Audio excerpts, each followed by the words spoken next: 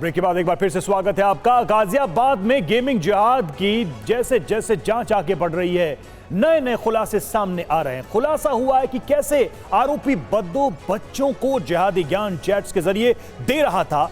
पीड़ितों से बद्दो की चैट में कई बड़े खुलासे हुए हैं, जिनमें साफ तौर पर पढ़ा जा सकता है कि कैसे बद्दो मासूमों को लालच और डर दिखाकर उनका ब्रेन वॉश करता था।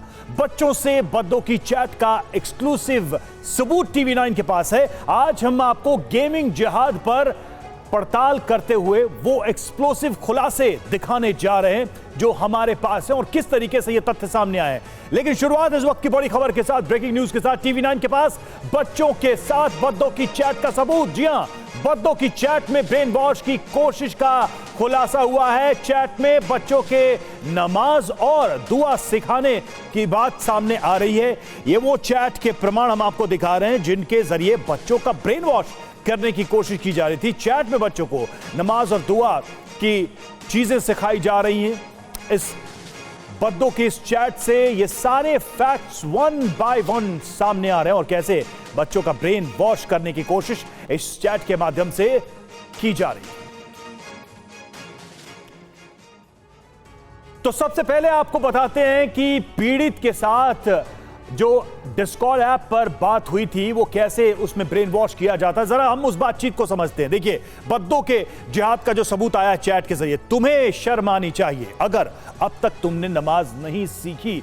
इस तरह के वाक्यों का, इस तरह के सेंटेंसेस का ब्रेन वॉश करने के लिए प्रयोग किया जा रहा है, यानी कहीं ना कहीं उनको एक गिल्ट में डालने की कोशिश। नमाज नहीं पढ़ सकता, समझ में आता है, यह भी बात कही जा रही। नमाज पढ़ने को लेकर भी यह बात कही जा रही है। दुआ पढ़ ले, मख्ता दिन रात। कहने का मतलब है कि अगर नमाज नहीं पढ़ सकते तो दुआ भी पढ़ ले, नई दुआ याद कर ले। सीधे सीधे इन बच्चों को यह कम्युनिकेट किया जा रहा है। और ये जो चैट आप देख रहे हैं, दरअसल इसी का हम एक हिंदी रूपांतरण आपके सामने रख रहे हैं। अल्लाह को भूले तो वो तुम्हें भूल जाएगा। ये सारे डर भी बताए जा रहे हैं। एक तरीके से पूरा का पूरा ये एक साइकोलॉजिकल गेम नजर आ रहा है इस गेम के माध्यम से, और जो बच्चों के साथ खेला जा रहा था। गाजियाबाद धर्मांतरण केस में आरोपी शाहनवाज की तलाश तेज हो गई। एक और अपडेट आपके सामने रख रहे हैं। शाहनवाज की तलाश में गाजियाबाद पुलिस। जी हां, TV9 से फोन पर बातचीत में शाहनवाज का कबूलनामा। ग्रुप में 200+ लोगों में कई मुस्लिम भी थे। यह बात शाहनवाज ने कही है। धर्मांतरण में मेरा कोई हाथ नहीं, मैंने सिर्फ गैजेट की डील की थी, इतना ही मेरा रोल है। ये सारी बातें शाहनवाज के हवाले से। ये लड़का कभी आप लोगों से बातचीत करते हुए ऐसा आपको कभी लगा कि ये किसी से प्रभावित है, या आप लोगों से बात कर रहा तो आप ही लोगों से प्रभावित है? क्योंकि परिवार का कहना है कि पांच वक्त का नमाज पढ़ने के लिए घर से जाता था और घर वालों को भी इसकी जानकारी नहीं थी। ये घर वालों को जानकारी नहीं थी।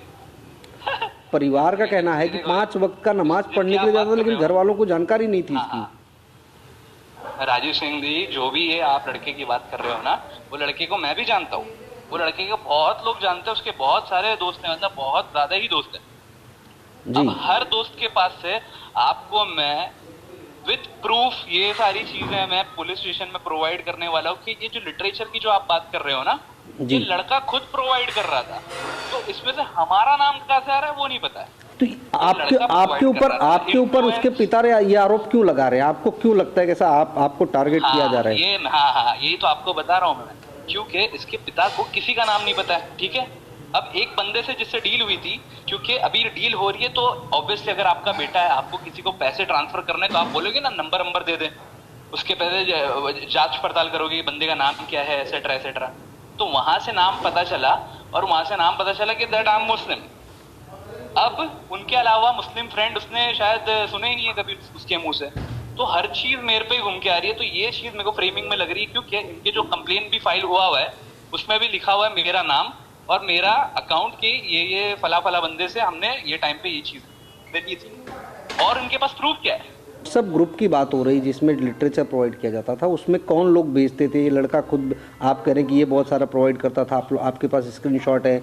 ग्रुप में ऐसी कोई एक्टिविटी करते थे वो, उसके बारे में कुछ जान? ग्रुप नहीं, ग्रुप की एक्टिविटी नहीं है। ये बहुत सारे उसके साथ वाले ही लोग हैं जो उसके साथ हैंग आउट करते हैं। मैं यहाँ पे बॉम्बे का हूँ, वो दिल्ली का है। मैं तो कभी मिला भी नहीं उससे। वो जिनके साथ दिल्ली में घूमता है, गुड़गांव कहाँ पे गाजियाबाद में घूमता है, उनसे जिनसे बात करता है उनको भी वो लिटरेचर भेजता रहता है दिन भर। हमारे साइड से कोई लिटरेचर नहीं आ रहा सर। अभी कोई किसी ने कुछ बोल दिया, मी एज अ मुस्लिम अगर तुम बोलेगे यार तुम लोग मुस्लिम लोग अच्छे लोग हैं यार, अगर आप मेरे को बोलते तो मैं बोलूँ ना यार थैंक यू। अगर आप मेरे को पूछेगे यार तुम लोग में ऐसा कैसे करते, तो वैसी अगर होए तो वो एक अलग बात होती है। एक सामने से लिटरेचर की जो बात हो रही है ना, ये सर हमारे साइड का न्यूज़ वही साइड का है पूरा।